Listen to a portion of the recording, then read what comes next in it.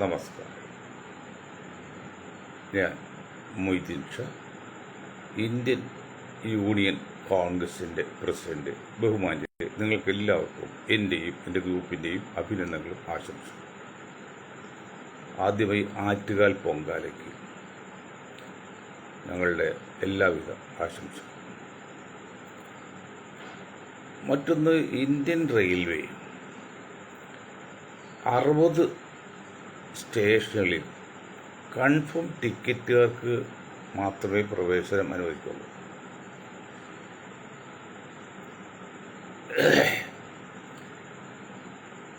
ഇത് തന്നെയാണ് ഞങ്ങൾ ലാലു പ്രസാദ് യാദവ് പ്രധാന റെയിൽവേ മന്ത്രിയായിരിക്കുമ്പോൾ ആ പാർട്ടിയുടെ സംസ്ഥാന പ്രസിഡന്റ് നിലയിൽ എനിക്ക് ചില കാര്യങ്ങൾ അതിനെക്കുറിച്ച് പഠിക്കാനും ചെയ്യാനും ലാലുജി അവസരം തന്നതിൻ്റെ ഫലമായിട്ട് ഞങ്ങൾ അന്ന് കൊടുത്ത പല നിർദ്ദേശങ്ങളിൽ ഒരു പ്രധാന നിർദ്ദേശം പ്ലാറ്റ്ഫോം ടിക്കറ്റ് വേണ്ട, യാത്രക്കാർ മാത്രം പ്ലാറ്റ്ഫോമിൽ കയറിയാൽ മതി. എയർപോർട്ടിൽ അങ്ങനെയാണല്ലോ, എത്ര കണ്ണൂരിൽ യാത്രക്കാർ വന്ന കൂടെ ഉണ്ടെങ്കിലും പ്ലാറ്റ്ഫോം എയർപോർട്ടിൽ കയറുന്ന വരെയുള്ളൂ. എയർപോർട്ടിൽ കയറി കഴിഞ്ഞാൽ പ്രവേശനം യാത്രക്കാർക്ക് മാത്രമേ ഉള്ളൂ. അതുപോലെ യാത്രക്കാർക്ക് മാത്രം മതി. ഇനി പിരിയുമെന്ന് തോന്നുകയാണെങ്കിൽ എങ്ങനെയെങ്കിലും പിരിയാതെ പറ്റില്ലല്ലോ. ഇപ്പോൾ ട്രെയിനകത്ത് കയറി ചിലർക്ക് ട്രെയിനകത്തരെ ഇരിക്കും യാത്രക്കാർ കൂടെ, എന്നിട്ട് ചാടി ഇറങ്ങലൊക്കെ ഉണ്ട്. എന്തൊരു റിസ്ക്കാണെന്നോ. അതായത് യാത്രക്കാർക്ക് ബുദ്ധിമുട്ടാണ്. ഒരാൾ യാത്രയ്ക്ക് 5-10 പേര് വരും. കാര്യം ഒരു പ്ലാറ്റ്ഫോം ടിക്കറ്റ് എടുക്കുന്നുണ്ടാവും, 90% പ്ലാറ്റ്ഫോം ടിക്കറ്റ് എടുക്കുന്നത്. ആ ഒരു ചെറിയ വരുമാനം ഒഴിവാക്കാൻ വേണ്ടിയാണ് പറഞ്ഞത്, തിരക്ക് കുറക്കാം. പക്ഷെ അപ്പോൾ പ്രധാനമായിട്ട് പ്ലാറ്റ്ഫോം ടിക്കറ്റ് വരുമാനമാണ്, അത് പറ്റൂല. അപ്പോൾ ഇപ്പോൾ 60 മെയിൻ സ്റ്റേഷനിൽ കൺഫേം ടിക്കറ്റുകാരെ കടത്തിയുള്ളൂ എന്ന് പറഞ്ഞാൽ അപ്പോൾ ഈ പ്ലാറ്റ്ഫോം ടിക്കറ്റിനെ കുറിച്ച് മിണ്ടുന്നില്ല. പ്ലാറ്റ്ഫോം ടിക്കറ്റ് ക്യാൻസൽ ആക്കിയോ, പ്ലാറ്റ്ഫോം ടിക്കറ്റ് ഉണ്ടോ? പ്ലാറ്റ്ഫോം ടിക്കറ്റ് ഉണ്ടെങ്കിൽ 10 രൂപ ടിക്കറ്റ് എടുത്ത് കയറാൻ പാടില്ലേ? ഒരിക്കൽ പ്ലാറ്റ്ഫോം ടിക്കറ്റ് 10 രൂപയും മിനിമം ചാർജ് 5 രൂപയായിരുന്നു റെയിൽവേയിൽ. അപ്പോൾ എന്ത് ചെയ്യും? പ്ലാറ്റ്ഫോം ടിക്കറ്റും എല്ലാം 5 ടിക്കറ്റ് എടുത്തും കയറും. അതുകൊണ്ട് പ്ലാറ്റ്ഫോം ടിക്കറ്റും മിനിമം ചാർജ് 1 ആക്കി, അങ്ങനെ 10 രൂപ ആക്കിയത്. ഒരു 10 രൂപ ടിക്കറ്റ് എടുത്ത് കയറാൻ പാടില്ലേ? ഇതൊന്നും വ്യക്തതയില്ല, ഇതൊന്നും വെൽ സ്റ്റഡീഡ് അല്ല. ഈ മന്ത്രിസഭയും മന്ത്രിമാരും കേരളത്തിലാണെങ്കിലും പിന്നെ കേന്ദ്രത്തിലാണെങ്കിലും മണ്ടത്തരാണ് കാണിക്കുന്നത്. ഒരു വ്യക്തതയില്ല. ആരോ പറഞ്ഞു കേൾക്കും. അവിടെ ഇന്ദിരാഗാന്ധിയുടെ ഗാന്ധിയുടെ മകളില്ലെന്ന് പണ്ടൊരു കാർന്നൂർ പറഞ്ഞു. ആ കാരണം വിവരമില്ലാത്തതാണ് എന്ന് പറഞ്ഞാൽ ആരോ പറയുന്നത് കേട്ട് അങ്ങോട്ട് നിയമമാക്കാണ്. കാരണം നമ്മുടെ കോടതി പോലും 2 വീലർ ഓടിക്കുന്നവർക്ക് രാത്രിയും പകലും ലൈറ്റ് ഇടണം. വടക്കേന്ത്യൻ സംസ്ഥാനങ്ങളിൽ മഞ്ഞുകാലത്ത് മൂടൽ മഞ്ഞ് കൊല്ലുമ്പോൾ പ്രയാസമുണ്ട്. അപ്പോൾ ലൈറ്റ് ഇടാൻ മനസ്സിലാവും. അതെന്തിന് തെക്കേ ഇന്ത്യയിൽ വരണം? മഴക്കാലത്താണ് ലൈറ്റ് ഇട്ട് ഓടിക്കാറുണ്ട്. അപ്പോൾ ഇത് പ്രാക്ടിക്കൽ അനുഭവം ഇല്ലാതെ പ്രഖ്യാപിക്കുകയാണ്. അതിനർത്ഥം ഈ പറഞ്ഞ ഒരു സ്ഥലത്തും പ്ലാറ്റ്ഫോം ടിക്കറ്റിനെ കുറിച്ച് പറയുന്നില്ല. നിങ്ങൾ ബുദ്ധിയുള്ളത്, എൻ്റെ ശ്രോതാക്കൾ നല്ല ബുദ്ധിയുള്ളവർ എന്നേക്കാൾ മിടുക്കന്മാരാണ്. നിങ്ങൾ സ്വയം ചിന്തിക്കുക. പ്ലാറ്റ്ഫോം ടിക്കറ്റിനെ കുറിച്ച് അതിൽ പറയുന്നുണ്ടോ? ഇപ്പോൾ കൺഫേം ടിക്കറ്റുകാർ കടന്നാൽ മതി, എങ്കിൽ പ്ലാറ്റ്ഫോമിനകത്ത് കടക്കാൻ 10 രൂപ ടിക്കറ്റ് എടുത്താൽ പോരെ? ആദ്യമായിട്ട് ചെയ്യേണ്ടത് പ്ലാറ്റ്ഫോം ടിക്കറ്റ് നിരോധിക്കണം. ആ ഒരു ചെറിയ വരുമാനം ആവശ്യമില്ല. കൺഫേം ടിക്കറ്റുകാർ മാത്രം, അല്ലെങ്കിൽ യാത്രക്കാരെ മാത്രം അകത്ത് കടത്തിയാൽ മതി. അപ്പോൾ ചില കന്യാസ്ത്രീകൾക്ക് വരുമ്പോൾ, അല്ലെങ്കിൽ ചില സ്ത്രീകൾക്ക് വരുമ്പോൾ എങ്ങനെയാണ് തീവണ്ടിയിലേക്ക് പോകാൻ? അതിനല്ലേ അംഗീകൃത പോർട്ടർമാരുള്ളത്. അംഗീകൃത പോർട്ടർമാരുണ്ട്, അംഗീകൃത റേറ്റുണ്ട്. നിങ്ങൾ സാധനം കൊടുക്കുകയാണെങ്കിൽ എത്ര ചാർജ് ഉണ്ടെന്നും അതിന് പോർട്ടർമാരുണ്ട്. അവർ ഓൺ ദ സ്പോട്ട് കൊണ്ടാക്കൂലേ? അപ്പോൾ ചെയ്യേണ്ടത് പ്ലാറ്റ്ഫോം ടിക്കറ്റാണ് നിരോധിക്കേണ്ടത്. അതിനുശേഷം യാത്രക്കാർ മാത്രം കയറിയാൽ മതി. യാത്രക്കാർ മാത്രം കയറിയാൽ മതി എന്ന് പറയുമ്പോൾ ഇപ്പോൾ ഒരു പറഞ്ഞ് യാത്രക്കാർ കൺഫേംഡായി യാത്രക്കാർ പ്രവേശനമുള്ളൂ. അത് തെറ്റെന്ന് പറയാൻ പറ്റില്ല. പക്ഷെ അവിടെയൊക്കെ ഒരു കാര്യം, നമ്മൾ ഈ കൺഫർമേഷൻ നോക്കാനും പുറത്ത് നോക്കാം. ഏതായാലും ആ ഒരു രീതി തെറ്റാണെന്ന് പറയുന്നില്ല. 60 പ്രധാന സംസ്ഥാനങ്ങളിൽ പ്രധാന തീവണ്ടി സ്റ്റേഷനുകളിൽ ഇങ്ങനെ നിയമം പരീക്ഷാർത്ഥം സംഘടിപ്പിക്കുന്നത് നടക്കട്ടെ, നല്ല കാര്യം. അപ്പോൾ ആദ്യമായിട്ട് വീണ്ടും പറയുന്നത് പ്ലാറ്റ്ഫോം ടിക്കറ്റ് നിരോധിക്കാൻ ചെറിയ വരുമാനം വേണ്ട, യാത്രക്കാർക്ക് മാത്രം. മറ്റൊന്ന്, കൊച്ചു 2 ചെറിയ സംഭവങ്ങൾ. ഒന്ന്, കോഴിക്കോട് ഒരു പിതാവ് മദ്രസ പഠനം നടത്തിയ ഒരു പിതാവ് മകൻ തല്ലിക്കൊന്നു. മദ്രസ പഠനം നടത്തിക്കൊണ്ട് ദൂഷ്യമാണ്. മദ്രസ പഠനം മോശമാണല്ലോ. കുബുദ്ധികളെ. ആ പിതാവിൻ്റെ പേരെന്താണ്? ഗിരീഷ് എന്നാ, മകൻ്റെ പേര് സനൽ എന്നാ. അത് എവിടെ മദ്രസ പഠിച്ചിട്ടാണ് അതല്ലേ കൊന്നത്? അപ്പോൾ മദ്രസ പഠനം കൊണ്ടൊന്നും അല്ല ചീത്തയാകുന്നത്. മദ്രസ പഠനം നല്ലത് മോശമല്ലാത്തത് കൊണ്ടല്ലേ ബുദ്ധികളെ. മലപ്പുറം ജില്ലയിൽ ഒരൊറ്റ വൃദ്ധസ്ഥാനവും ഇല്ലല്ലോ, ഒരൊറ്റ വൃദ്ധസ്ഥാനമില്ല. ഏറ്റവും കൂടുതൽ ജനസംഖ്യയുള്ള മലപ്പുറം ജില്ലയിലാണ്. 50-60 ലക്ഷമുണ്ട്. ആകെ നമ്മൾ 5-1 അല്ലെങ്കിൽ 6-1 6-5 6-6 36 6-1 മൊത്തം 14 ഉണ്ട്. അപ്പോൾ 3 ജില്ലയുടെ ആവറേജ് വരുന്നുണ്ട്. ഒരൊറ്റ അനാഥ മന്ദിരം, ഒറ്റ ഈ വൃദ്ധസ്ഥാനം ഇല്ലെന്ന് പള്ളിയിലെ അച്ഛന്മാരും അമ്പലത്തിൽ പൂജാരികൾ പറയുന്നതല്ല, മുസ്ലിങ്ങളല്ല.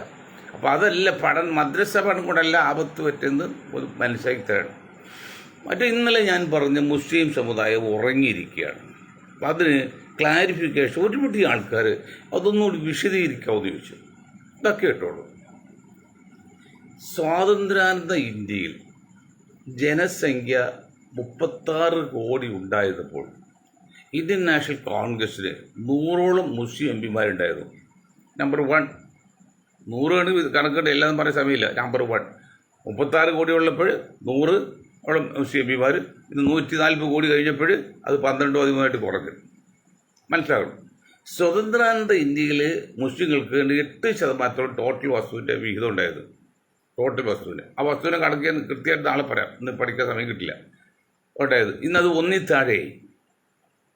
കോൺഗ്രസ് ഭരിച്ചു, ഇപ്പം BJP ഭരിച്ചു. മനസ്സിലാക്കണം.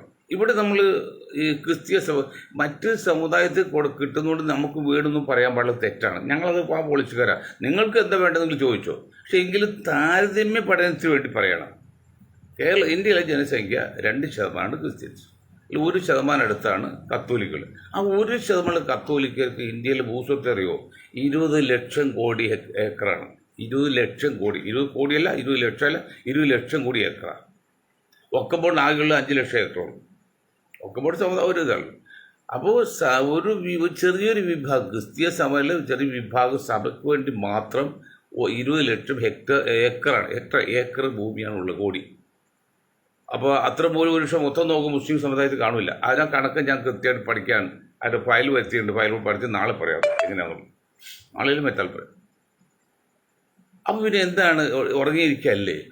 എന്തുകൊണ്ടാണ് ഇത്രയും കാര്യം? മറ്റു പല സ്ഥലങ്ങളിലും ജോലിയുടെ കാര്യത്തിൽ എന്ത് കാര്യത്തിലാണെങ്കിലും മുസ്ലിം സമുദായം ഇന്ത്യയിൽ ദളിത് വിഭാഗത്തിൽ കഷ്ടമാണ്. ഇത് സച്ചാർ കമ്മിറ്റി റിപ്പോർട്ട് വന്നാൽ വലിയ വിദഗ്ധമായ ജഡ്ജിയായിരുന്നല്ലോ.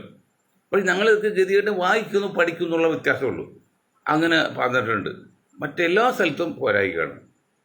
പിന്നെ ഉയർന്ന ഉദ്യോഗങ്ങളിൽ ഇതില്ല. അപ്പോൾ എന്തുകൊണ്ടാണ് ഇത്ര തന്നെ ജനസംഖ്യയുള്ള ദളിതുകൾക്ക് കിട്ടുന്നത്? 12 ഇത്രയും ജനസംഖ്യയുള്ള മുസ്ലിങ്ങൾക്ക് കിട്ടുന്നത് 12 MP ആണെങ്കിൽ 117-180 MP എങ്ങനെ കിട്ടുന്നു പാർലമെൻറ്റിലേക്ക്? അതാണ് അംബേദ്കർ ഉൾപ്പെടെയുള്ള എഴുതിയിട്ടുണ്ടെങ്കിൽ ആ സംവരണം എന്ന പോളിസി നിൽക്കുന്നവരാണ്. അപ്പോൾ ഈ മുസ്ലിം സമുദായം ഉറങ്ങാണ് എന്ന് പറഞ്ഞ് വല്ല അർത്ഥ വ്യത്യാസമുണ്ടോ? ആ ഉറക്കത്തിന് അവരെ ഉണർത്തണം. ആ ഉണർത്തുമ്പോൾ ചിലർ വരും, ഒന്നുകിൽ കുറുപ്പിൻ്റെ നെഞ്ചത്ത്, അല്ലെങ്കിൽ കുറുപ്പ് കളരിക്ക് പുറത്ത്. നമ്മൾ രണ്ടും കളരിക്ക് പുറത്തും ആകാൻ പാടില്ല, കുറുപ്പൻ നെഞ്ചത്തും ആകാൻ പാടില്ല. പിന്നെ എവിടെ? കളരിക്ക് അകത്തും കുറുപ്പൻ നെഞ്ചിന് പുറത്തും അവിടെ ആകണം. ഞങ്ങൾ ശ്രമിക്കും അങ്ങനെയാണ്. നമുക്ക് വിപ്ലവമൊന്നും ഉണ്ടാക്കാതെ, ലഹളയൊന്നും ഉണ്ടാക്കാതെ, വെണ്ണയിൽ നൂല് വലിക്കും പോലെ അത്ര സ്മൂത്തായിട്ട് വേറെ ഒന്നുമില്ല. ഒരു വെണ്ണക്കട്ടിയിൽ നമ്മൾ നൂലുകൾ വലിക്കുമ്പോൾ എത്ര സ്മൂത്തായിരിക്കും, അതുപോലെ ഇതര സമുദായങ്ങളും ഭരണകൂടങ്ങളും തമ്മിൽ സഹകരിച്ച് നമുക്ക് നമ്മുടേത് അവകാശങ്ങൾ നേടിയെടുക്കണം എന്നൊരു വാക്ക് പറഞ്ഞു. അത് നോന്നി പറയണം. അതായത് സമുദായത്തിൽ വേണ്ടി പ്രവർത്തിക്കുന്നതിന് സ്ഥാനം ഉണ്ടാവില്ല, സമൂഹത്തിന് വേണ്ടി പ്രവർത്തിക്കാത്ത വളർച്ച ഉണ്ടാവില്ല. അപ്പോൾ നമ്മൾ സ്വന്തം സമുദായത്തിന് വേണ്ടി പ്രവർത്തിക്കണം, മൊത്തത്തിൽ സമൂഹത്തിന് വേണ്ടി പ്രവർത്തിക്കണം. സമൂഹത്തിന് വേണ്ടി പ്രവർത്തിക്കാത്തതിന് വളർച്ച ഉണ്ടാവില്ല, സമുദായത്തിന് വേണ്ടി പ്രവർത്തിക്കാത്ത നിലനിൽപ്പില്ല. അപ്പോൾ സമുദായത്തിന് വേണ്ടി ശ്രമിച്ചാൽ മാത്രമേ അവന് നിലനിൽപ്പുള്ളൂ. സമൂഹത്തിന് വേണ്ടി പ്രവർത്തിച്ചാൽ മാത്രമേ അവർ വളർച്ച ഉണ്ടാവുള്ളൂ. ഇത് രണ്ടും കണ്ടുകൊണ്ട് ഞങ്ങൾ മുന്നോട്ട് പോകുന്നത്. അതാണ് ആ സമുദായത്തെക്കുറിച്ച് പറയുമ്പോൾ ഇത്. പക്ഷെ അത് ചിലർ നമ്മൾ കുറുപ്പം തെഞ്ചിത്ത് കളരിക്ക് പുറത്തു പോലെ ചില തീവ്രവാദത്തിൽ കിടക്കും, ചില ഒന്നും പറ്റാതെ മിണ്ടാത്ത വാദം. അത് രണ്ടുമല്ല ശരി. നമ്മുടെ അവകാശങ്ങൾ നേടിയെടുക്കണം, അത് മസ്റ്റാണ്. പക്ഷെ അതിന് ഉപയോഗിക്കുന്ന മാർഗം എയിം ആൻഡ് എയ്ഡ് എന്ന് പറയും.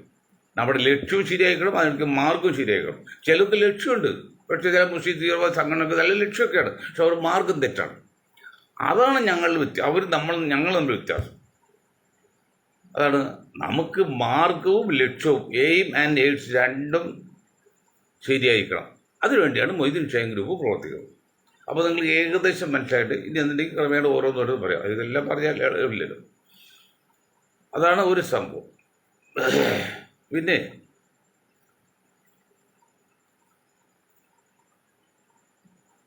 ഈ കോൺഗ്രസ്സുകാരോട് വീണ്ടും പറയാനുള്ളത് എന്താണെന്നറിയോ? ഇപ്പോൾ ദാസ് മുൻഷിയുടെ മകളാണ് ദീപയാണ് ഇപ്പോൾ കേരളം. പണ്ട് അലൂമിനിയം പട്ടേൽ മല്ലിക അദ്ദേഹത്തിന് വേറെ ആളൊക്കെ ആയിരുന്നു കേരളത്തിലേക്ക്. ഇപ്പം അത് മാറ്റി ദീപയാക്കി. ഓക്കെ, പുരോഗതി ഉണ്ടാകട്ടെ. ദാസ് മുൻഷിയൊക്കെ വന്ന് എത്ര ഗൗരവത്തിലാണ് ശ്രീമാൻ ശശി തരൂരിൻ്റെ ഒരു സ്ഥാനം ഉറപ്പിക്കുന്നത്. ഈ മുസ്ലിം സമുദായം നിങ്ങൾ കേട്ടോ, എന്തുകൊണ്ടാണ് മൊയ്തീൻ ഷെയ്ഖിനെ വിഷണനാകുന്ന ഇക്കാര്യത്തെക്കുറിച്ച് പറയും. കാര്യങ്ങൾ പഠിക്കുമ്പോൾ അത് നമുക്കൊരു എങ്ങും എത്തുന്നില്ല, ശൂന്യതയിലേക്ക് നിൽക്കുന്നു, തീരുമാനമെടുക്കാൻ പറ്റുന്നില്ല. അതുകൊണ്ടാണ് ഇത്രയും കാര്യമായിട്ട് പറയുന്നത്. അല്ലെങ്കിൽ ഇത് പറയേണ്ട കാര്യമുണ്ടോ? പിന്നെ ദാസ് മുൻഷി ഉൾപ്പെടെ വന്ന് കേരളത്തിൽ ചാർജുള്ള AICC വന്ന് ശശി തരൂരിനെ കേന്ദ്രത്തിലോ കേരളത്തിലോ ഉറപ്പിക്കണം. ദാസ് മുൻഷി വന്നു, പിന്നെ ശശി തരൂരിനെ ഉറപ്പിക്കുക, നല്ല കാര്യം. പക്ഷെ ശശി തരൂരിൻ്റെ ഗ്രൂപ്പ് അല്ലെങ്കിൽ സമുദായം കേരള ജനസംഖ്യയിൽ എത്രയുണ്ട്, ഇന്ത്യൻ ജനസംഖ്യയിൽ എത്രയുണ്ട്? കേരള ജനസംഖ്യയിൽ 10%, ഇന്ത്യൻ ജനസംഖ്യയിൽ 0.3, അതായത് 1003 അംശമുള്ളൂ. ആ 1003 അംശമുള്ള ആ ഒരു സമുദായത്തിന് ഒരു സ്ഥാനം കൊടുക്കാൻ വേണ്ടി ഇത്ര കണ്ട് AICC ഭാരവാഹികൾ ശ്രദ്ധിക്കുന്നുണ്ടെങ്കിൽ ഈടോ മരമണ്ടന്മാരെ, 20% ഈ സമുദായത്തെ നിങ്ങൾ എന്ത് നോക്കുന്നുണ്ട്? ഞാൻ കേരളത്തിലെ കോൺഗ്രസ് നേതാക്കളോടും കേന്ദ്രത്തെ കോൺഗ്രസ് നേതാക്കളോട് ചോദിക്കുകയാണ്, നിങ്ങൾ ഈ 20% നിങ്ങൾ എന്ത് ചെയ്യുന്നുണ്ട്? ഞാൻ വളരെ ക്ഷുഭിതനായിട്ടും വളരെ ധിക്കാരത്തോടുകൂടി പറയാണ്, തല്ലിക്കൊന്നാലും വേണ്ടില്ല. ഇവിടെ നീതി എല്ലാവർക്കും ലഭിക്കണ്ടേ? ഇത് മതിന് പറയുന്ന സ്വഭാവമില്ല ഞാൻ പറഞ്ഞത്. നീതി എല്ലാവർക്കും ലഭിക്കണ്ടേ? 20% ഈ മുസ്ലിം സമുദായത്തിൽ നിങ്ങൾ എന്താണ് ചെയ്തുകൊണ്ടിരിക്കുന്നത് ഇന്ത്യൻ നാഷണൽ കോൺഗ്രസ്സിൽ? കാരണം നിങ്ങൾ മനസ്സിലാക്കണം, ഈ അന്തോണി മറ്റേ ഇപ്പോൾ രാഹുലും മനസ്സിലാക്കണം, നിങ്ങൾ കത്തോലിക്ക കോൺഗ്രസ് അല്ല ഇവിടെ വേണ്ടത്, ഇന്ത്യൻ യൂണിയൻ കോൺഗ്രസ് ആണ് വേണ്ടത്, അല്ലെങ്കിൽ ഇന്ത്യൻ നാഷണൽ കോൺഗ്രസ്. ഇപ്പോൾ ഇന്ത്യൻ നാഷണൽ കോൺഗ്രസ് പാരലായിട്ടാണ് ഇന്ത്യൻ യൂണിയൻ കോൺഗ്രസ്. അതും ആരാണ്? ഫിറോസ് ഗാന്ധിയെ മാതൃകയായിക്കൊണ്ട്. എടോ കോൺഗ്രസ്സുകാരെ, നിങ്ങൾക്കറിയോ ഫിറോസ് ഗാന്ധി ആരാന്ന്? നിങ്ങളറിയും, ഇന്ദിരാഗാന്ധി ഭർത്താവ്. നിങ്ങൾ നെഹ്റുജിയോട് ചോദിക്കണം, നെഹ്റു എന്താണ് പിന്നെ ഫിറോസ് ഗാന്ധി കുറിച്ച് പറഞ്ഞിരിക്കുന്നത്? ഫിറോസ് ഗാന്ധി അയ്യോ മുസ്ലിമാണെന്ന് പോട്ടെ എന്ന് വെച്ചാൽ ഫയൽ തട്ടുന്ന മണ്ടന്മാർ പറയാണ് ഫിറോസ് മുസ്ലിമല്ല, അതോടത്ത് പേടിക്കാൻ ദുഃഖിക്കണ്ട, ഹിന്ദു പാർസി തന്നെയാണ്. ഫിറോസ് ഗാന്ധിയുടെ സംഭാഷണങ്ങളും പ്രസംഗങ്ങളും നെഹ്റു പോലും ഇന്ത്യൻ പാർലമെന്റിൽ വളരെ കുലങ്കഷമായി പഠിക്കുകയും ചിന്തിക്കുകയും പ്രവർത്തിക്കുകയും ആലോചിക്കുകയും ചെയ്തിട്ടുണ്ട്. ചിന്തയാണ് ആലോചന. അങ്ങനെയുള്ള ഫിറോസ് ഗാന്ധിയെ റോൾ മോഡൽ കണ്ടുകൊണ്ടാണ് ഞങ്ങൾ 61 മനസ്സിൽ വന്നാണ് ഒരു 61 1960. ഈ 1960 എൻ്റെ മനസ്സിൽ വന്ന് പതിഞ്ഞ രൂപമാണ് ഫിറോസ് ഗാന്ധിയുടെ. അതാണ് 65 വർഷങ്ങൾക്ക് ശേഷം ആ രൂപത്തെ നമ്മൾ മുന്നിൽ കണ്ടുകൊണ്ട് മുന്നിൽ നിർത്തിക്കൊണ്ട് ഒരു പ്രസ്ഥാനത്ത് രൂപം കൊടുത്ത്. ആ പ്രസ്ഥാനത്തിൻ്റെ പേരാണ് ഇന്ത്യൻ യൂണിയൻ കോൺഗ്രസ്. ആ ഇന്ത്യൻ യൂണിയൻ കോൺഗ്രസ് ഇവിടെ എല്ലാവർക്കും സാമൂഹ്യ നീതി നടപ്പാക്കും, എല്ലാ ജാതിക്ക് വശം കൊടുക്കും, എല്ലാ വിഭാഗത്തിനും കൊടുക്കും, എല്ലാ മേഖലയ്ക്കും കൊടുക്കും. തികച്ചും ഒരു സോഷ്യലിസ്റ്റ് ചിന്താഗതി, തികച്ചൊരു മതേതര ചിന്താഗതി, തികച്ചും പൂർണ്ണമായിട്ടും ജനാധിപത്യം. അല്ല, എനിക്ക് മന്ത്രിയാകാൻ വേണ്ടി കൃത്യം ചെയ്തല്ല, അല്ലെ ജഡ്ജിമാർ വരെ കൊല്ലുന്നു മന്ത്രിയാകാൻ വേണ്ടി. ഞങ്ങൾ പറഞ്ഞല്ല, തികച്ചും ശാന്തവും സമാധാനവുമായ രീതിയിൽ ജനാധിപത്യവും മതേതരത്വവും സോഷ്യലിസവും ഒരുപോലെ കളിയാടുന്ന ഒരു സുന്ദര സ്വപ്ന ഭാരതം ഇന്ത്യ, അതാണ് ഞങ്ങൾ കാണുന്നത്. അപ്പോൾ അതുകൊണ്ട് ഞാൻ രാഹുലിനോട് ചോദിക്കുകയാണ്, ഈ കത്തോലിക്ക കോൺഗ്രസ് രാഹുലിന് ചോദിക്കുകയാണ്, അങ്ങനെ തന്നെ പറയും കത്തോലിക്ക കോൺഗ്രസ്, നിങ്ങൾ ശശി തരൂരിനെ സീറ്റ് ഉറപ്പിക്കാൻ വേണ്ടി നിങ്ങൾ വന്നല്ലോ, ട്രിവാൻഡ്രത്ത് പാട് ക്യാമ്പയിനാണ് ഈ ദീപ, ഞാൻ പേര് ദീപ മുഷേലി മറന്നു. പക്ഷേ ഉമ്മൻചാണ്ടി മരിച്ചു, ഉമ്മൻചാണ്ടി മകന് ജോലി അവിടെ കൊടുത്ത്, ഏതാണ് പുതുപ്പള്ളി. ഇപ്പം 6 മുള മകൾക്ക് കൊടുക്കാൻ പറയാണ്. ഇനി അമ്മയ്ക്ക് ഏതാണ് കൊടുക്കുന്നത്? പ്രിയങ്ക ഗാന്ധിക്ക് വയനാട് കൊടുത്തു, ഇനി പ്രിയങ്ക മകൻ വരുമ്പോൾ വയനാട് കൊടുക്കും. അതൊക്കെ കൊടുത്തോട്ടെ, കുഴപ്പമൊന്നുമില്ലെന്നേ. പക്ഷെ നിങ്ങൾ ജനസംഖ്യയിൽ എത്തിയെന്ന് മനസ്സിലാക്കണം. ഹൗ മച്ച്, എന്താ നിങ്ങൾ ഇതിൻ്റെ ക്വാണ്ടിറ്റി കപ്പാസിറ്റി? 2% ആക്കുള്ളൂ. അതിൽ കത്തോലിക്ക് 1% ഉള്ളൂ. ആ 1% നിങ്ങൾ കുടുംബം എല്ലാം ഗോത്രമൊക്കെ എടുത്ത് ഭരിക്കുമ്പോൾ, ഉള്ള സീറ്റ് പിടിച്ചെടുക്കുമ്പോൾ 20% വിഭാഗത്തിൽ നിങ്ങൾ എന്താണ് കൊടുക്കുന്നത്? ഇതിന് ഉത്തരം പറയാതെ ഒരു കോൺഗ്രസ്സുകാരനും രക്ഷണമെന്ന് വിചാരിക്കണ്ട. ഏത് കോൺഗ്രസ്സുകാരനും ഇതിന് ഉത്തരം പറയണം. 20% മുസ്ലിങ്ങൾ, അല്ലെങ്കിൽ N block 99% vote Indian national കോൺഗ്രസിനും ഇന്ത്യയിലെ പ്രതിപക്ഷ. ഞങ്ങൾ ചോദിക്കുകയാണ്, ഈ 1% നിങ്ങൾ ഇത് 20% ഈ സമുദായത്തിൽ 99% വോട്ട് ഇന്ത്യയിലെ പ്രതിപക്ഷം അല്ലെങ്കിൽ ഇന്ത്യൻ നാഷണൽ കോൺഗ്രസും ഓരോ മുന്നണി കൊടുത്തിട്ട് നിങ്ങൾ എന്താണ് കൊടുക്കുന്നവർക്ക്? എന്താണ് കൊടുത്തിരിക്കുന്നത്? ഏത് നിലയ്ക്ക് പരിഗണിക്കുന്നുണ്ട്? ഞങ്ങൾ വീണ്ടും എൻ്റെ സംഭാഷണം കേൾക്കുന്ന മറ്റ് ഇതര സമുദായങ്ങൾ, ഞങ്ങൾ മനുഷ്യത്വത്തിന് വേണ്ടിയും നീതിക്ക് വേണ്ടി പ്രവർത്തിക്കുന്ന രാഷ്ട്രീയ പ്രസ്ഥാനമാണ് ഇന്ത്യൻ യൂണിയൻ കോൺഗ്രസ്. പക്ഷപാതമൊന്നുമില്ല, എല്ലാവർക്കും നീതി ലഭിക്കാണ്, തുല്യ നീതിയാണ്. Voice four voiceless. എൻ്റെ വ്യത്യസ്ത സമുദായ നേതാക്കൾ ചോദിക്കുകയാണ്, 99% വോട്ട് കൊടുക്കുന്ന ആർക്കാണ്? ഇന്ത്യൻ കമ്മ്യൂണിസ്റ്റ് കോൺഗ്രസ് അല്ലേ, പ്രതിപക്ഷ പാർട്ടികൾക്കല്ലേ? 20% ഉറപ്പാണല്ലോ. പക്ഷെ നിങ്ങൾ കത്തോലിക്കൽ എത്രയുണ്ട് ഇന്ത്യയിൽ? അല്ലെങ്കിൽ ക്രിസ്ത്യൻ സമുദായം എത്രയുണ്ട്? 1% അല്ലെങ്കിൽ 2%.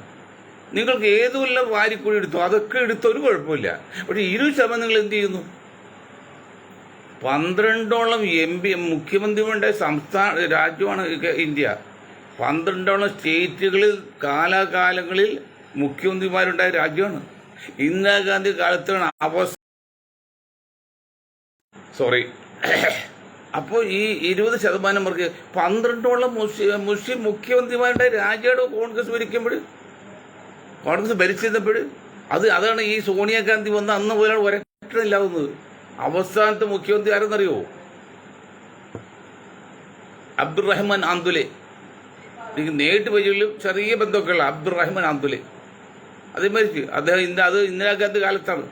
അതിനുശേഷം ഇന്ദിരാഗാന്ധി മരിച്ച 87. ആ 84 80 ശേഷം ഇന്ത്യ മഹാരാജ്യത്ത് ഏതെങ്കിലും മുഖ്യമന്ത്രി ഉണ്ടായിട്ടുണ്ട് മുസ്ലിം? അത് കാശ്മീർ ഒഴിച്ച്. കാശ്മീർ തള്ളിക്കളയാം. കേരളം ഇപ്പോൾ ഉണ്ടായതില്ലേ? ഈ അന്തോണി അവിടെ പോയി 40 വർഷം ഇരുന്നിട്ട് എവിടെയെങ്കിലും ഇങ്ങനെ ഉണ്ടാക്കാൻ സാധിച്ചോ?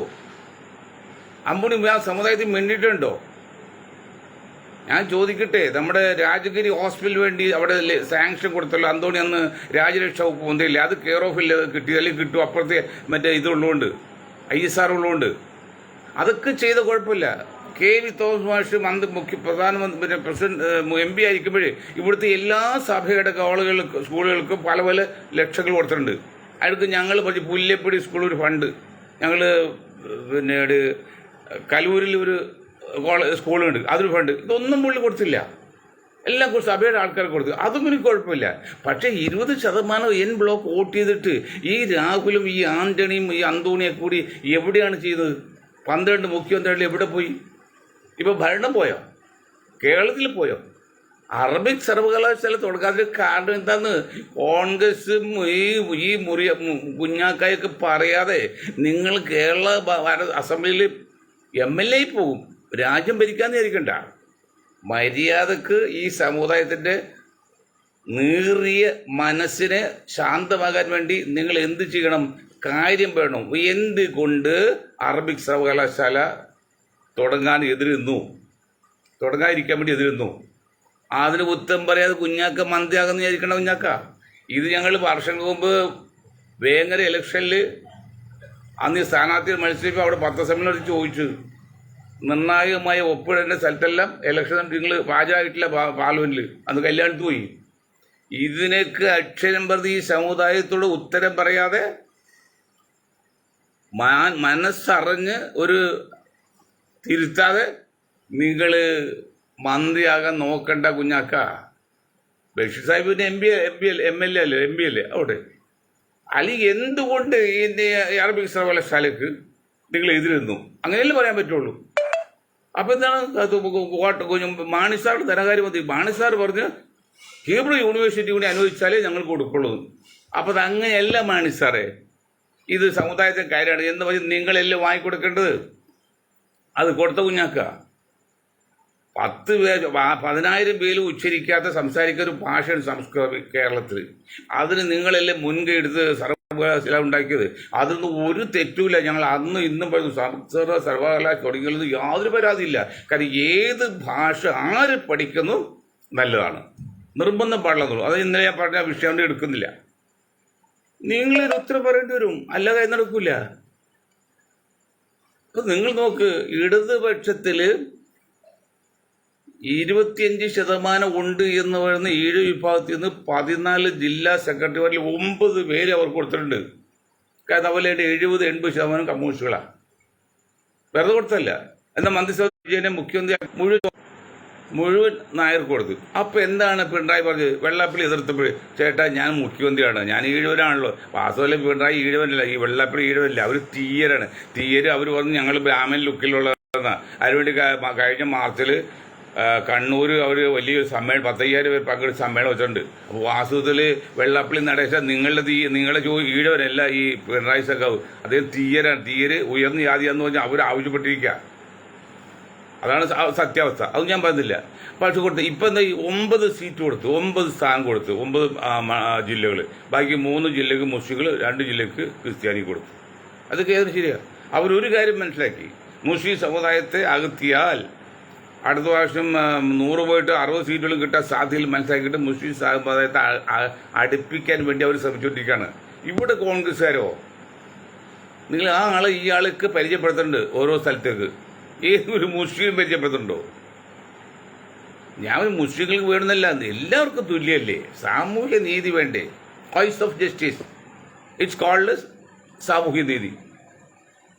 അത് വെച്ച് നോക്കുമ്പോൾ നിങ്ങൾ കൊടുക്കണ്ടേ? നമ്മൾക്ക് 16% 6% കണക്കുകൾ ഉദ്ദേശിച്ചു 6% കണ്ണൂർ ക്രിസ്ത്യൻ, ബാക്കി 10% ക്രിസ്ത്യൻസ്. ആ 10% ക്രിസ്ത്യാനിക്ക് 4 പോലെ MLA ഇന്ന് നിലവിൽ കേരളത്തിലുണ്ട്. മറിച്ച് 40% മുസ്ലിങ്ങളുണ്ട് എന്ന് RSS കാലം പറയുന്നത് 40% ഉള്ളവർക്ക് 30 മറ്റുള്ളൂ. എന്ത് പറയും ലീഗിന് എന്തെങ്കിലും ലീഗിനെ വന്ന് കെട്ടിപ്പിടിച്ചു UDF ഭരണം കയറാൻ നോക്കട്ടെ, ഞങ്ങൾക്ക് കാണാം. ഞാൻ UDF ഞങ്ങൾക്ക് എതിർപ്പൊന്നുമില്ല, കോൺഗ്രസ് ലീഗിനും ഒന്നും എതിർപ്പില്ല. പക്ഷെ നിങ്ങൾ ന്യായമായ മാന്യമായത് തുല്യനീതി പ്രവർത്തിക്കണം. പ്രവർത്തിക്കണ്ടല്ലോ.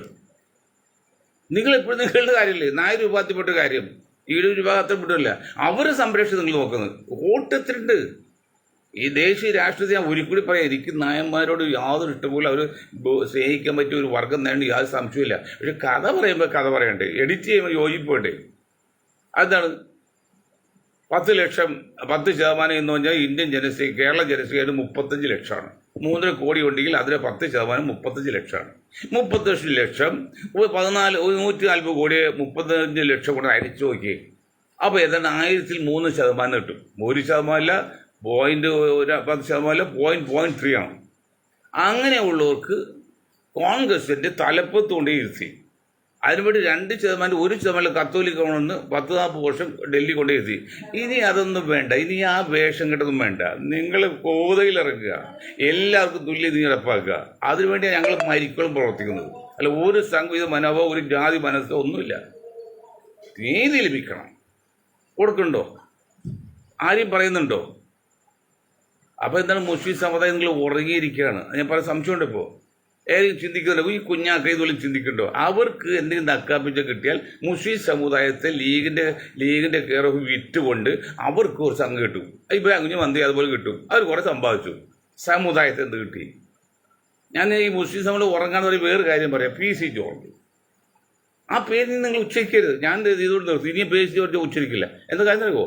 ഈ കളമശ്ശേരി ചക്ര എന്ന് പറഞ്ഞ് കളിയാക്കിയപ്പോൾ അയാൾ എന്ത് ചെയ്ത്, ചക്രാസ് വലിയ തുണിക്കട തുടങ്ങി.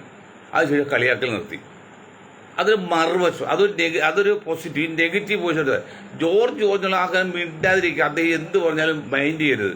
ഇനി നിങ്ങൾ പോലീസ് കേസ് കൊടുക്കുക കുക്കിയെന്ന് കാണും, ഒന്നും ചെയ്യരുത്. ഞാൻ മുസ്ലിം ലീഗിലും കൂടെ ആത്മാർത്ഥയുണ്ട്, നിങ്ങൾ സത്യതയുണ്ട്, മിടുക്കനാണെങ്കിൽ എന്തെങ്കിലും ബുദ്ധിയുടെ അംശമുണ്ടെങ്കിൽ നിങ്ങൾ എന്ത് ചെയ്യണം?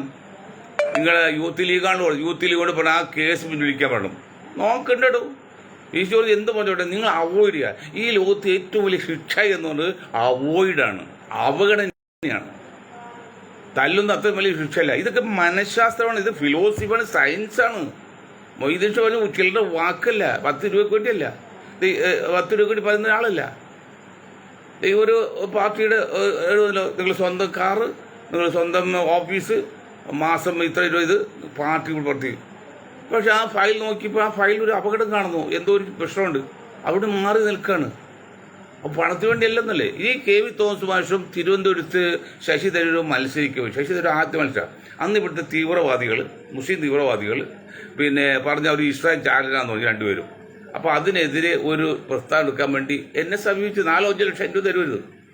ഞാൻ പറഞ്ഞു, തോമസ് മാഷ് എൻ്റെ നേതാവാണ്, ഇനി ഒരു 20 ലക്ഷം തന്നിട്ട് മാഷക്ക് എതിരെ ഒരു പ്രസ്താവന കൊടുക്കുക, അതും നമ്മൾ കൊടുക്കില്ല.